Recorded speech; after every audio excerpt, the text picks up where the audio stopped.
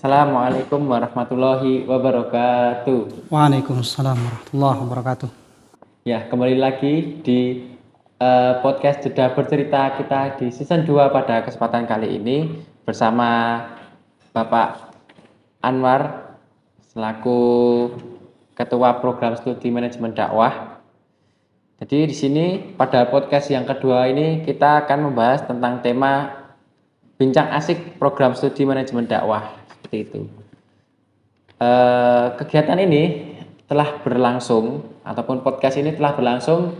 Yang pertama itu pada saat sesi kemarin, dan yang kedua pada kesempatan kali ini yang bertemakan tentang bincang asik program studi manajemen dakwah yang telah hadir Bapak Anwar. Selamat siang Bapak. Selamat siang.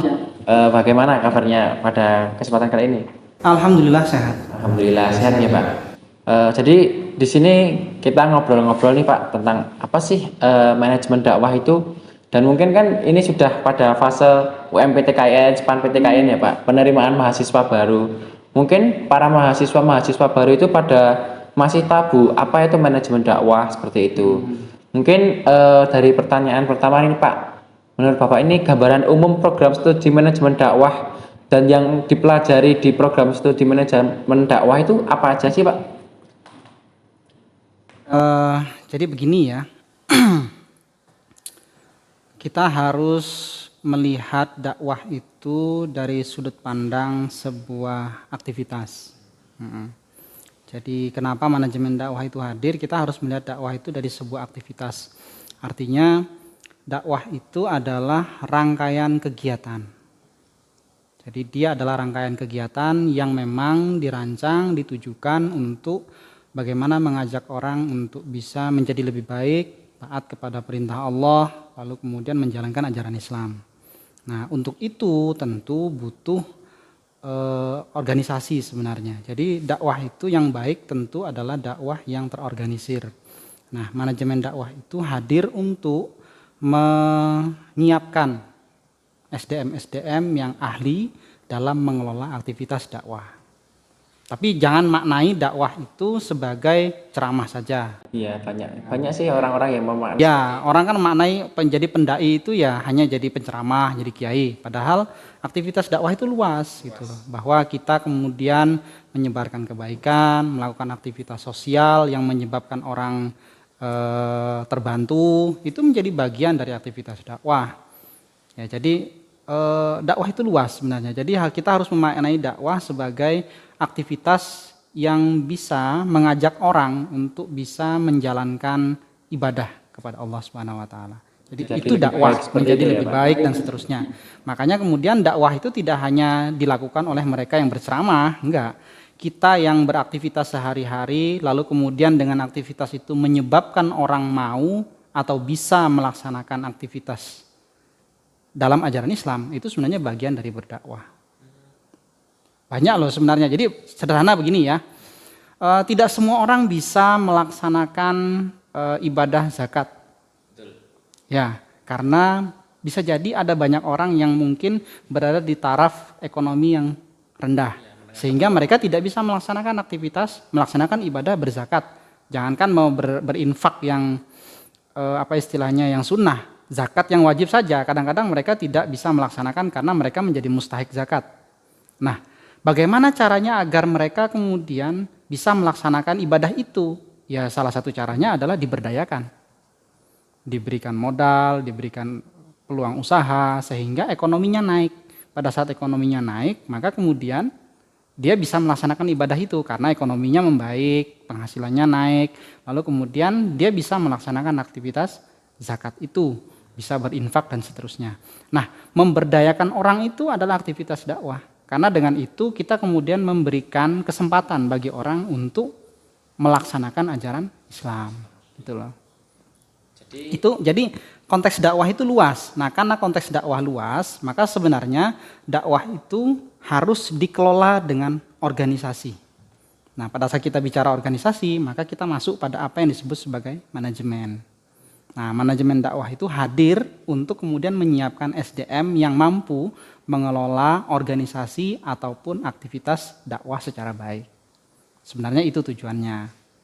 Nah, apa yang dipelajari karena ini manajemen, maka core bisnis pertamanya, keilmuan intinya adalah manajemen dan dakwah.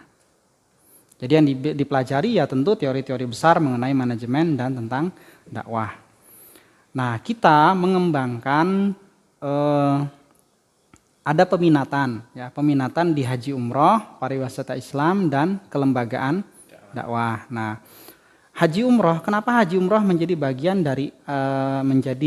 dari peminatan di manajemen dakwah? Karena begini sebenarnya, haji umroh itu dua ibadah yang untuk melaksanakan itu orang harus berada di taraf mampu, menengah ke atas seperti itu. menengah ke atas. Itu yang pertama. Otomatis ini segmentasinya jelas bahwa mereka yang memiliki kelebihan secara finansial. Ketika dia memiliki kelebihan secara finansial dan ingin melaksanakan ibadah, maka kita harus bisa memastikan setidaknya pelaksanaan ibadah itu terlaksana dengan baik. Karena ya mereka sudah keluar uang banyak toh. Ya eman-eman kalau kemudian kesananya itu lalu kemudian tidak bisa melaksanakan ibadah secara baik, tidak terlayani, terganggu aktivitas menjalankan ibadahnya karena perjalanannya tidak menyenangkan, tempat tinggalnya tidak enak ataupun yang lainnya ya. Atau bahkan bisa jadi mereka keliru orientasi pada saat akan melaksanakan ibadah umroh. Itu perlu diperbaiki. Nah, tugas kita di manajemen dakwah itu adalah menyiapkan SDM yang mampu membimbing orang untuk kemudian mampu melaksanakan ibadah haji dan umroh secara baik dan benar.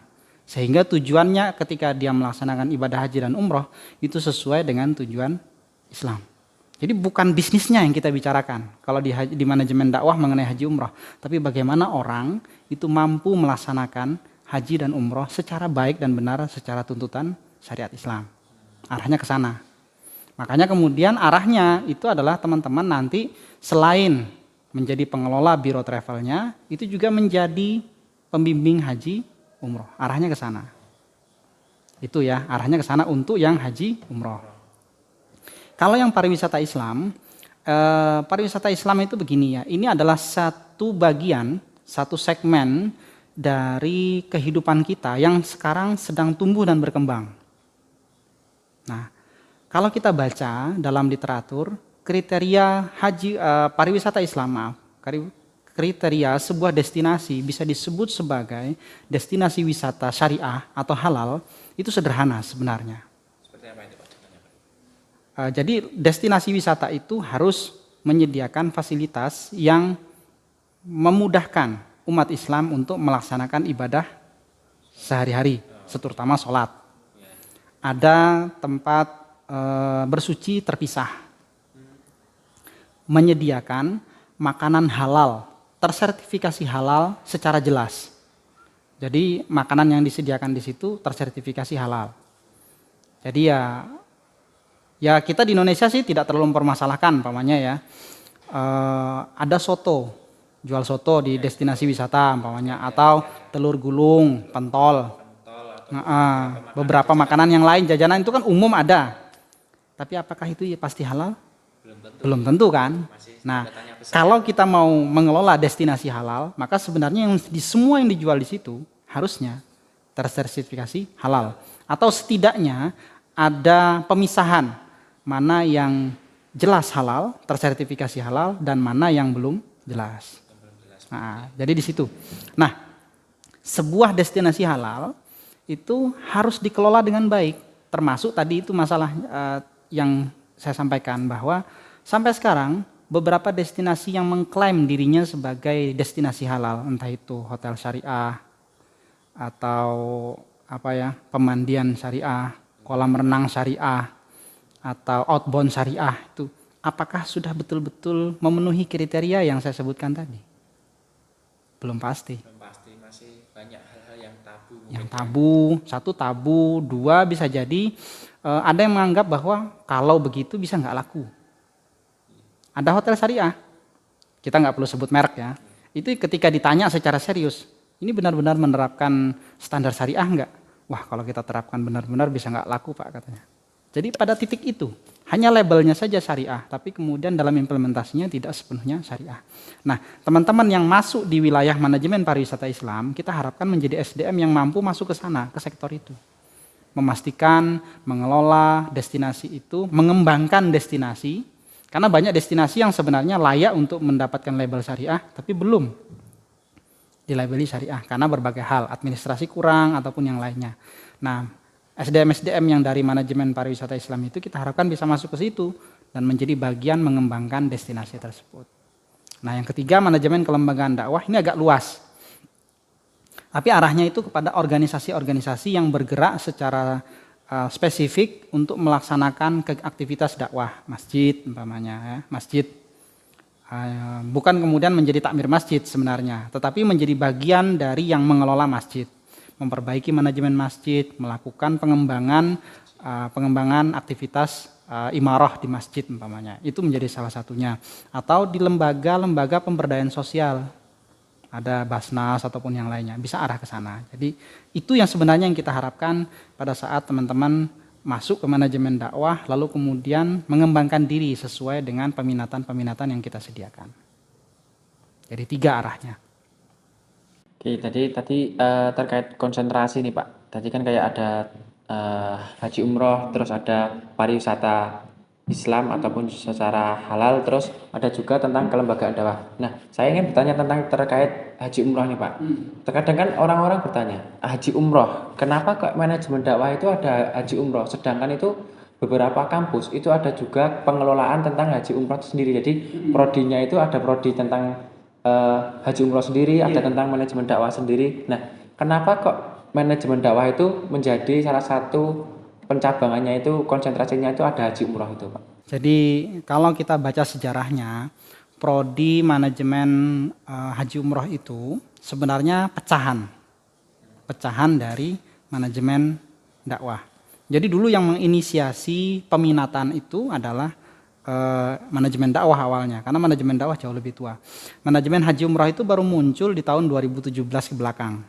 Jadi pada saat Semarang saja contohnya mereka membentuk prodi baru manajemen haji umroh. Itu di tahun 2018 setelah nomenklatur itu keluar. Tetapi sebenarnya ada 2 hal yang berbeda. Jadi kalau manajemen dakwah yang kemudian membuat peminatan haji umroh, itu arahnya tadi pada yang saya sampaikan. Bagaimana teman-teman mampu menjadi orang yang membimbing jamaah agar melaksanakan haji umroh secara baik. Jadi arahnya ya beraktivitas di biro, tetapi bukan dari sisi ekonominya yang dilihat. Tapi dari sisi bagaimana menyediakan fasilitas, memberikan bimbingan sebaik-baiknya sehingga orang pada saat melaksanakan haji ataupun umroh itu sesuai dengan tuntutan syariat Islam.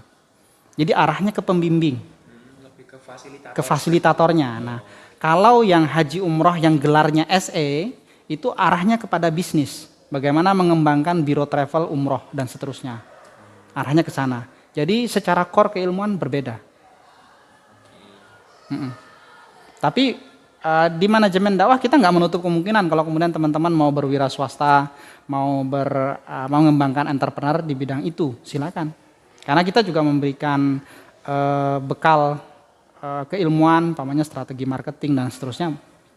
Penelitian teman-teman juga bisa untuk strategi marketing, manajemen pembiayaan ataupun yang lainnya kita berikan. Itu tentang terkait haji umroh tadi Pak. Sekarang terkait tentang pariwisata Islam ataupun pariwisata halal. Pariwisata halal atau Islam itu mungkin baru booming, baru-baru boomingnya tahun-tahun ini ataupun belakangan ini baru-baru booming.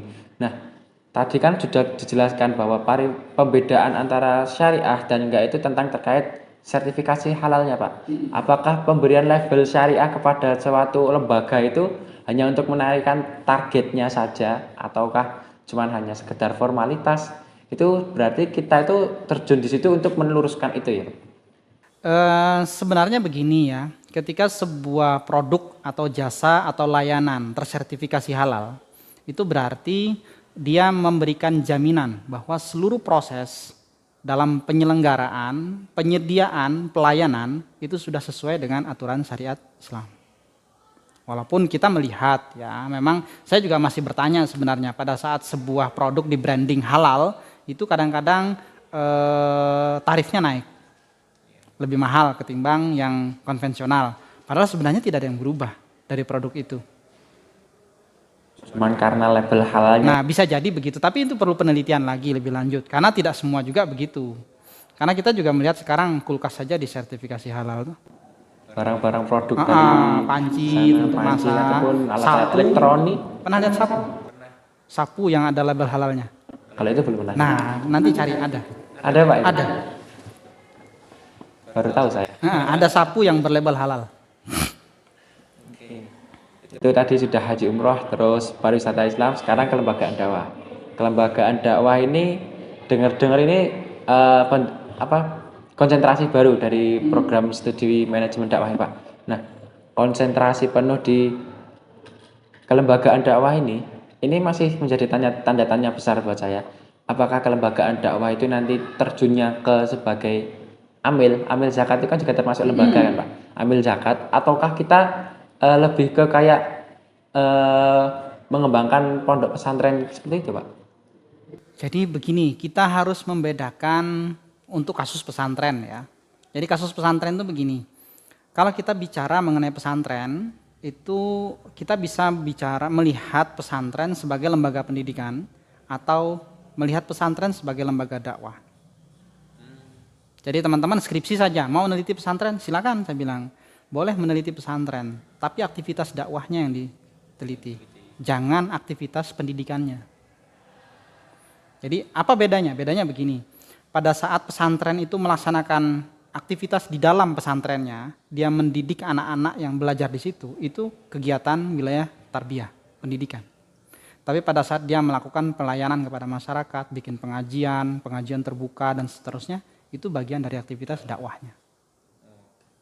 Jadi kalau mau masuk ke pesantren sebagai orang manajemen dakwah, maka kelolalah aktivitas dakwah pesantren itu yang ada di masyarakat. Bukan aktivitas yang di dalam untuk melakukan pendidikannya. Berarti lebih luas lagi. Ya, jadi bagaimana mengembangkan peran pesantren terhadap masyarakat luas. Oke. Terus pertanyaan selanjutnya nih Pak. Upaya dari program studi ini apa sih dalam mempersiapkan akreditasi di tahun yang akan mendatang itu apa? Kita banyak melakukan upaya ya, karena pertama salah satu kelemahan prodi kita itu adalah SDM kita belum punya profesor jelas, doktor baru satu, Pak Agus Wahyu, insya Allah tahun ini nambah satu, amin. Tahun depan insya Allah nambah lagi satu, kita akan punya 3 doktor, itu berarti 3 dari 9 ya, 3 dari 9. Kita juga mendorong beberapa dosen kita untuk segera S3. Pada saat dia tercatat sebagai S3 itu kan berarti nilai dia sudah naik, tidak lagi S2 tapi mahasiswa doktoral gitu, setidaknya begitu. Lalu kita juga mendorong dosen-dosen secara fungsional untuk jabatannya segera naik, tidak lagi di asisten ahli tapi langsung ke lektor atau lektor kepala. Sekarang kita baru punya 1 lektor kepala, baru Pak Agus Wahyu itu, tapi nanti setelah doktoral ini selesai, dia bisa naik untuk kolektor kepala. Otomatis nanti secara nilai akreditasi akan naik. Itu 1. Dari sisi SDM sedang kita sediakan, sedang kita siapkan untuk terus diperbaiki. Lalu kita juga sedang berusaha untuk mengerem jumlah mahasiswa yang masuk agar rasionya tidak terlalu jomplang. Kita ditahan ya berarti? Ya, kita agak menahan, mengerem. Jangan lebih dari 120. Karena kalau itu lebih, nanti rasionya akan jomplang. Jumlah dosennya dibanding jumlah mahasiswanya.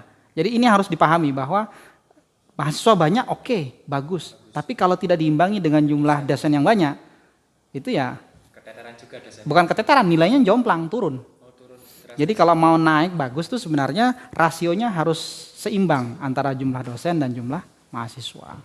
Tapi bukan berarti orang yang mendaftar harus turun. Jadi orang yang mendaftar boleh banyak, bahkan semakin banyak semakin baik, tetapi yang diterima harus semakin sedikit.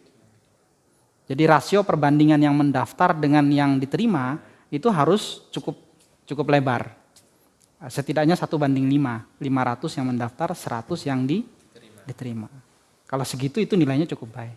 Dari sisi itu kita sedang berusaha juga untuk ke situ. Kita juga sedang memperbaiki dari sisi struktur kurikulum. Kita sedang merapikan itu, tapi sudah selesai prosesnya di review kurikulum. Kita melengkapi dokumen kurikulum yang akan digunakan menjadi patokan dalam proses akreditasi. Ya, banyak hal yang kita lakukan. Termasuk kita juga sedang akan berusaha menginisiasi proses tracer terhadap para alumni. Kita ingin mendata dari alumni angkatan 2016 ke sekarang itu berapa yang sudah beraktivitas. Dari sekian yang beraktivitas itu berapa yang bekerja sesuai dengan keahlian di bidang manajemen dakwah, haji umroh, pariwisata dan seterusnya. Itu akan menjadi data kita untuk nanti dalam proses akreditasi. Kita juga akan mendata berapa orang yang masa tunggu setelah dia lulus, itu berapa lama waktu yang dibutuhkan untuk bekerja. Semakin banyak yang nol masa tunggu, itu kita sangat senang karena itu berarti mahasiswa manajemen dakwah memiliki kualitas yang kemudian diakui. Dari mana indikatornya? Nol masa kerja. Artinya lulus langsung bekerja, gitu loh. Makanya kita mendorong teman-teman untuk segera bisa magang ataupun yang lainnya untuk mendapatkan pengalaman kerja, sehingga kita berharap setelah wisuda mereka langsung beraktivitas dan menjadi bagian dari dunia kerja. Karena itu akan menjadi nilai yang sangat baik bagi akreditasi prodi. Oke, mungkin pertanyaan terakhir nih Pak. Prospek kerja seperti apakah yang ada di program studi manajemen dakwah? Sebenarnya kalau bicara prospek kerja ya, kalau spesifik mau menyebut berarti maka kita akan bicara mengenai peminatan itu di bidang haji umroh, pariwisata Islam maupun manajemen kelembagaan dakwah. Tetapi kita harus juga melihat fenomena saat ini bahwa ada banyak bidang kerja saat ini yang tidak mensyaratkan secara spesifik. Contoh sederhana, pegawai bank. Apakah pegawai bank mensyaratkan orang yang bekerja di situ harus sarjana ekonomi? Kan enggak. Seluruh S1 boleh masuk mendaftar. Karena seluruh S1 dianggap pada status yang sama dalam kualifikasi akademiknya. Dan mereka yang baik itu umpamanya alumni manajemen dakwah, alumni manajemen perbankan syariah, kalau masuk ke perbankan pasti training 3 bulan dulu. Sama-sama alumni S1, walaupun beda keilmuannya, masuk ke sana akan tetap training. Begitu juga di BUMN yang lain, tidak hanya di bank.